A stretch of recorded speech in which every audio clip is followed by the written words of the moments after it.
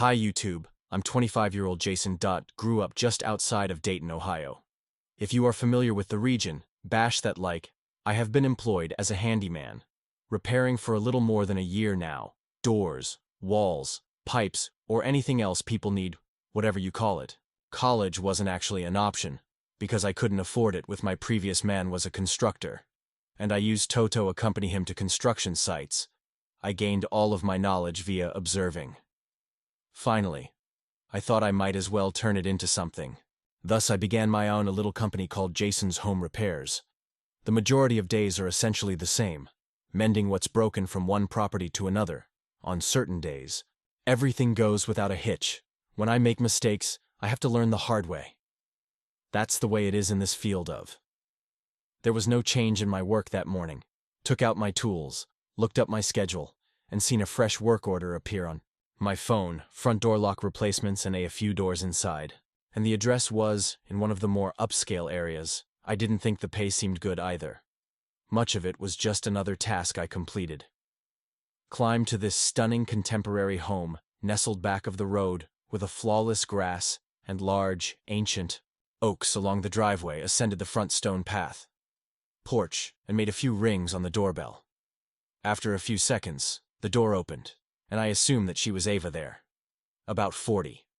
Although in all honesty, she could have looked athletic and toned in their early 30s, flawless skin and brown hair that is pulled back in. She had a casual ponytail and dressed plain black, a white sleeveless blouse and tights, but in some way gave the impression that she would look great on the cover of a high-end. There was this serene lifestyle magazine. You couldn't ignore her confidence. She smiled and said, "You must be Jason." "Thank you so much for coming, ma'am," remarked. Leaning over to repair the "Call me Ava," she responded. "And I'll show you." She guided me through the things that require improvement.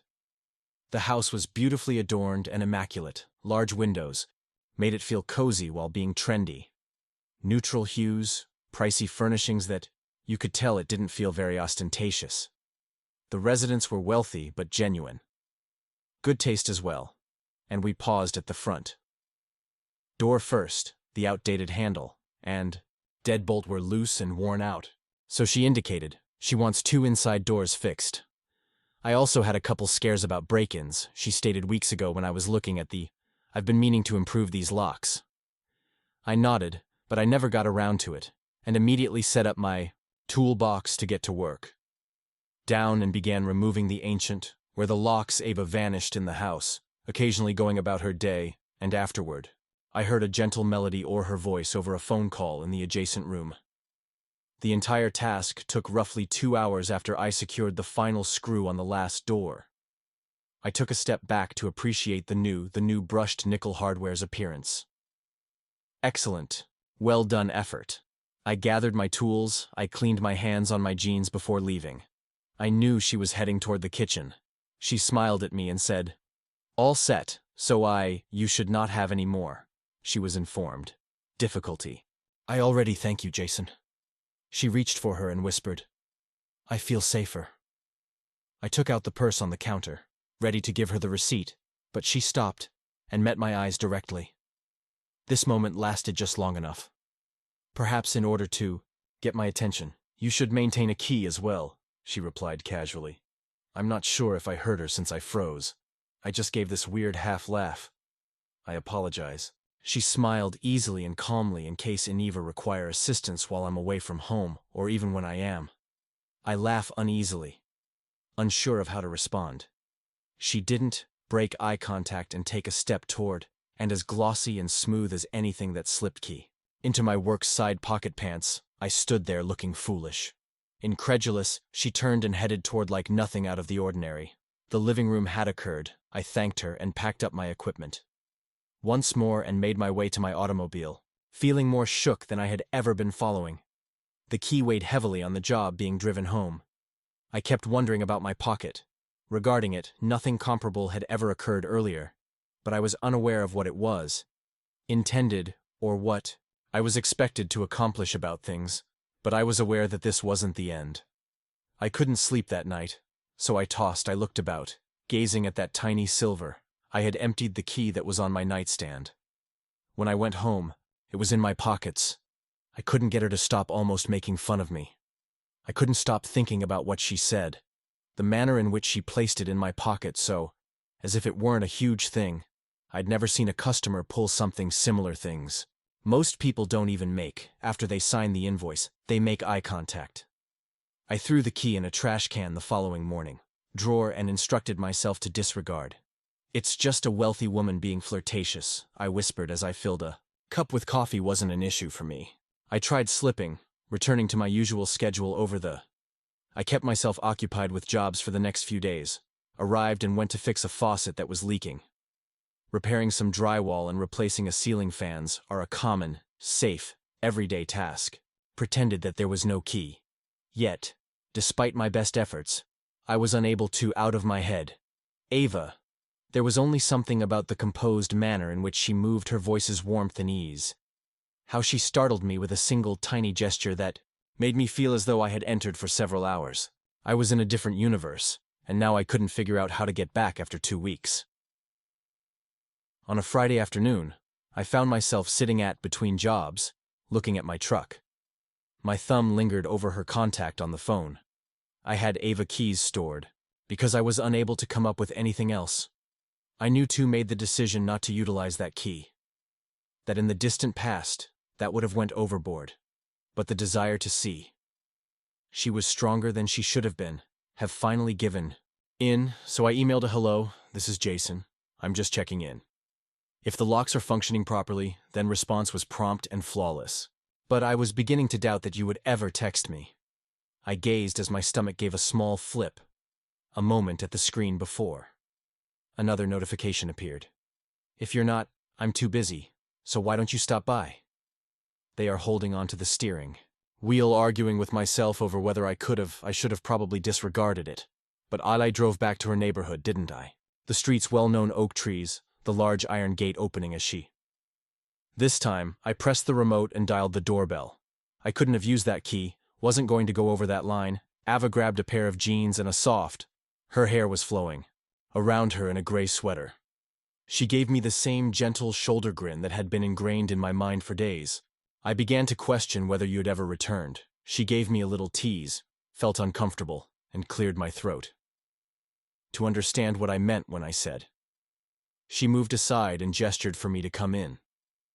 The place was much more comfortable than I recalled, the air being softer and the lights possessing a subtle vanilla aroma, and we took a seat in Cedar's spacious kitchen island, and she filled our cups with coffee. Conversation flowed easily, and we spoke, regarding minor details, my job, her yard. I could sense the weather getting cooler. Letting go of the tightness I'd been hauling for days began to become easier. After some while, she tilted her head up, observing me. You didn't actually use she said, key? And I shook my head. Couldn't do it, didn't feel right. This time, the smile was more sincere. That says a lot about you, Jason. We spent more than an hour sitting there conversing. Then she got up and moved toward a big glass cabinet and opened it, asking, which would you prefer? Instead, how about a glass of wine? She inquired. I paused for a little moment before confirming that the container was already open by nodding. 2 glasses of deep crimson wine were poured by her. He gave me one after we entered. The jazz music was playing softly in the living room. I couldn't even see us because of the low speakers. Seated themselves on a large cream-colored couch, turned slightly in each other's direction.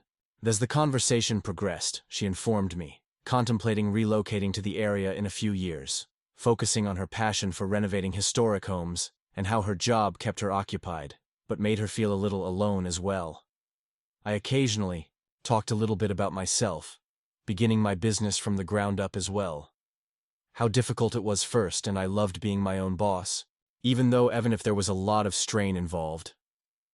After I was done, there came this lengthy simple. I appreciate your honesty in keeping quiet between us. Ava spoke softly, her gaze fixed on, you're different from me. Something changed. Neither of us is in the air between us. Moved, yet the room seemed crowded with everyone. I completed the stuff we weren't discussing, my wine, and got to my feet slowly. I mentioned that Ava didn't try, so probably head out. She led me to the door to stop me as I entered the front porch, and she reached out and made contact with my forearm. She whispered, "Jason," gently, and I turned around. I meant it. You are still aware of the offer. Standing, I smiled nervously at her, and nodded and made his way back to my pickup, carrying my heart racing, as though I was perched on the brink of something I didn't really get yet. But the secret remained in that drawer back home. However, I felt in my heart that this was not the end of it.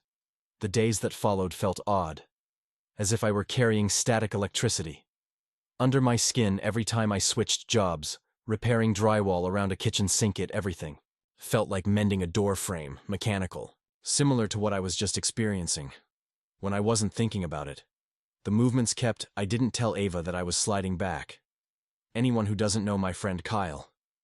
And usually, we tell each other everything. Not even my father would likely sit me down, attending a presentation about maintaining employment and existence apart, which I knew I ought to have remained away, telling myself that each one evening. Yet there was something about her continued to drag me like gravity for a week past. I resisted the want to text her, resisted the need to drive by her residence. However, that key remained in my drawer, and each time I pulled it open, I catch myself looking at it for a little moment. Too much time has passed since late Friday afternoon. Her name appeared on the screen as the phone buzzed. The communication from Ava Keys was brief. Opening A tonight. Enjoy a bottle of wine, without any pressure. When the business doors opened, I sat in my truck for a whole 10 minutes merely gazing at that.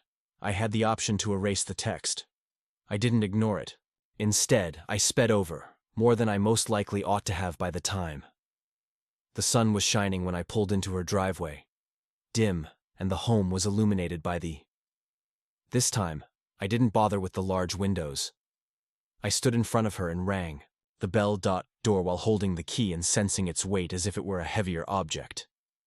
My thumb stroked along the metal borders, and I briefly believed, just turn around and head home. However, I didn't turn it, put the key into the lock, and entered. That well-known aroma of cedarwood and vanilla hit me immediately.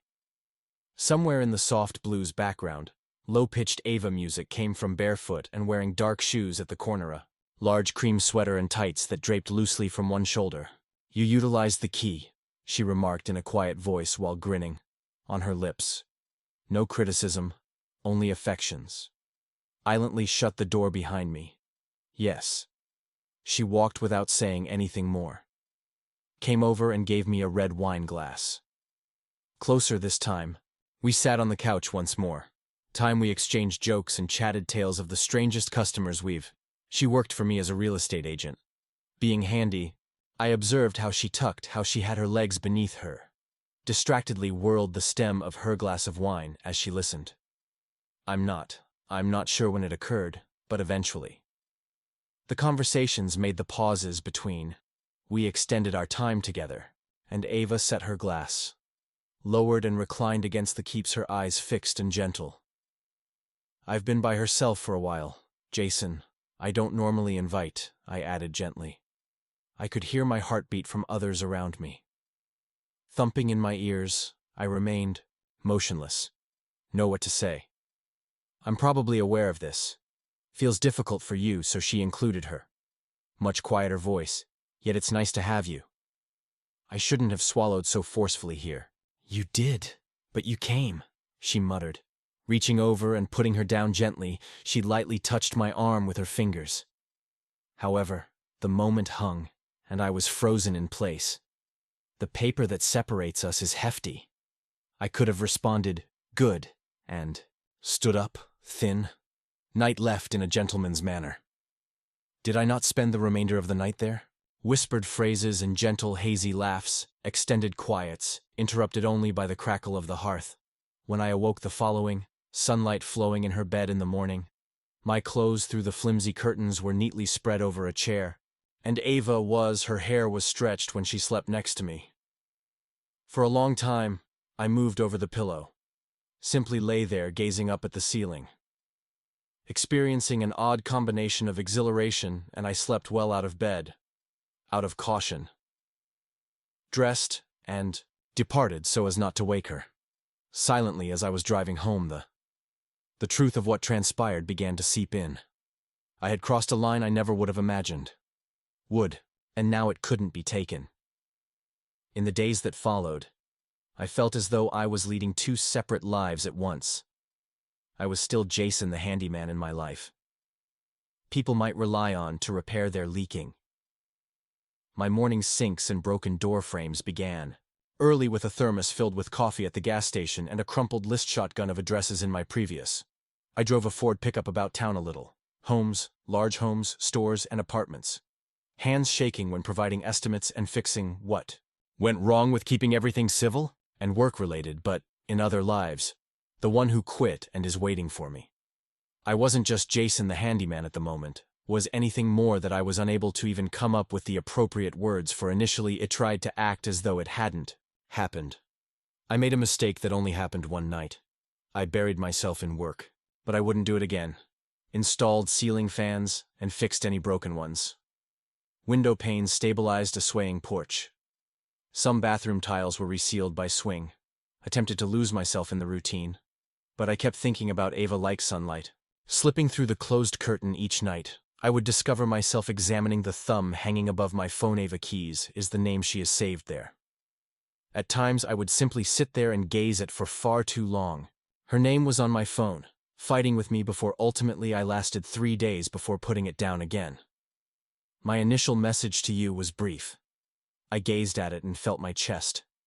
I shouldn't have reached out tighter. Knew I should have refrained from opening the door once again, but I did, and she responded. I just got done for the day then. After a few seconds, stop by if you'd like. I told myself I was just going over to my house, to have some sort of conversation to clear the air of boundaries, but instead I discovered who I pulse racing as she drives to her home. The entire evening became we fell into this simple situation, the first of many. I never used the key for the risky rhythm. Ava would always ring the bell. The door should be opened using the same gentle knowing smile, and we'd get along just fine. On several evenings we continued where we left off, just seated at her kitchen island, exchanging tales while sipping a bottle of wine. I informed her of the terrible jobs I'd was the wild real something she told me about. I adored the estate deals she had negotiated. When I heard her speak, she seemed so at ease. Elegant manner of narrating a tale, even the annoying ones, such as those they were fond of recollections of the previous evenings we spent with her enormous couch while viewing old black, and she adored white films, and I would never. We placed takeout orders from every location in town, and she cruelly made fun of me. Regarding my terrible chopstick abilities, on this night, we had Chinese Ava in this manner, putting me at total comfort and completely tense at the same moment. No pressure was present. Anticipations without a clear description. I made an effort not to think too much about who we were, I discovered, revealing things to her that I hadn't previously. Did anyone else mention her struggles? On the experience of college after high school, starting was never really in the cards. My handyman company was the only legitimate. I even had a crack at something dependable. Acknowledged that being the guy was difficult, who resolved the issues of everyone else, but didn't have someone to rely on. She listened to him without disturbing her steady-on brown eyes.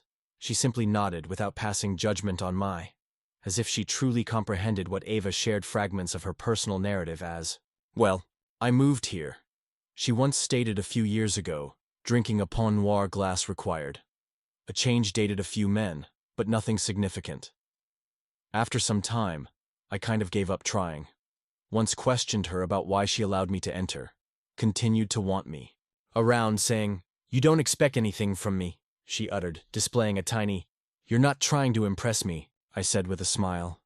"You're just you." And I was at a loss for what to say. Say that, and I simply returned the smile. We kept our little secret for weeks, nestled away from the outside world. I stopped going out for drinks with my friend.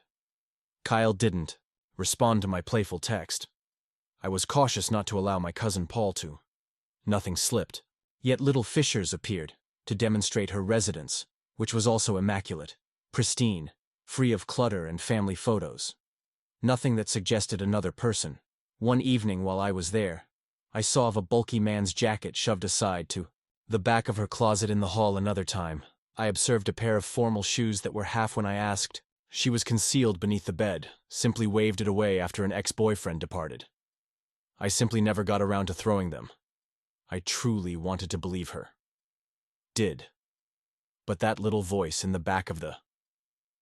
I did my best to ignore it, but saying, in a whisper, "You don't really know her." We were sitting on the couch one evening. Candlelight softly illuminated the space, flickering as I gazed at the walls, her for some while before eventually getting up the courage to inquire, "Why don't you ever give me additional details about yourself? Life?" She put down her wine glass. She leaned back and raised her knees on the couch. Her smile appeared for the first time. Stumbled a bit. "But I like what we don't have, Jason," she murmured in a hushed voice. "Wish to make things more difficult. I could have probably should have. But I didn't push. I was so worried about applying too much pressure. Whatever delicate item we possessed may break wide open. So I left it alone, and we continued to." The secrecy seemed exciting at first, but eventually it began to bother me. Whenever I sneaked out of her house prior to sunlight peeking through the peaceful residential streets, I sensed more twisted and heavier than anything. I had no name for a single night of deception. While she slept soundly, she was awake in bed. It struck me next to me like a blow to the gut feeling that I was falling for her. More than anything, it frightened me. I departed the following morning before she even. I got up, got into my pickup, and sat down, holding on to the steering wheel. So I gazed till my knuckles grew white, out on the street, and murmured beneath my exclaims, "This isn't going to end well." However, I was unable to force myself to leave. However, I sensed that something was approaching. I simply have no idea what or when that. After a restless night, I attempted to. I buried myself in work to get over it, wishing once more that the habit would make me numb. Placed a rental ceiling fan repaired part of the drywall in an old broken faucet was mended by Craftsman Bungalow. As a single mother, I appeared to bestow the same trustworthy Jason, grinning kind and professional, yet on the inside, it felt like though I were balancing on a tightrope over a grim and unavoidable thing that I continued to see Ava and ignore the voice, begging me to stop when we slipped, returning to our typical rhythm, take long talks and quiet dinners, nights with her head resting on the couch my chest while we fell asleep. Although all of the stress was trapped behind it, like a query that neither of us can answer, I began noticing when I ventured to inquire aloud. Small things that gave me the tummy ache. 2 men's razors on the basin in the bathroom. Various colognes are seated on her dresser. A costly men's watch concealed in each time. I progressed up. Had the audacity to inquire about them, but I gave in. Didn't want to violate our agreement, I said. I was thinking too much about the leftovers from her history, as she stated, till the night everything fell apart was. I had just concluded a tough day on Tuesday, fixing an elderly couple's deck. Sent her a text, as I always did. Nearly done here, want me to come by, and I don't hear back. Watched those 3 while staring at the TV dots that emerge, vanish, and then reappear. At last, her message arrived. "Jason, my hubby is back in town tonight, so please come." My stomach fell like a stone as I froze. My husband and I read it again, and the word "hitty" sat there feeling like I was being punched in the belly. I was breathing heavily while staring at the phone. She never said that she had misread it. Anything pertaining to a husband, no pictures, wedding ring. I remained seated, with no clues. In my pickup, my thoughts was racing with rage. All of it. Shock, betrayal, humiliation, entangled and abruptly collapsing. I'd fallen in love with her. I'd crossed all line I vowed not to. But now I acknowledged that was only a careless getaway from her actual. I intended to give her a call to demand in justification, wanted to take a car to her home, and bang on the door to inquire about her. Could have done this to me, but I chose not to. I took the only logical action, deleted all of her texts and banned her number. I drove after deleting all traces of her from my phone, went right home and entered my tiny flat and pulled out the cabinet where I continued to stare at the silver key. For an extended period, the key that had begun everything, after which I threw it in the garbage. The next days were terrible. I was unable to eat. I couldn't sleep, so I went to jobs and performed the actions like a robot. My friend Kyle saw that something wasn't quite right and inquired about my well-being. I just replied. I was too exhausted on the inside to elucidate why. I was upset with her, at the entire mess. But eventually the angry feelings give way to clarity. I became aware that I had allowed myself to be pulled into something that I secretly knew wasn't. Disregarded everything from the beginning. Cautionary tale. Since I desired thee in my fantasy, I wanted to feel needed and selected, desired, but that wasn't love. Recklessness disguised to resemble weeks after the romance. I sat on my shabby couch and at last uttered. I hadn't even aware I'd taken a lengthy breath. Been holding. I was no longer upset. Just, though it was a hard lesson, wiser of a lesson I needed to learn. Goodbye.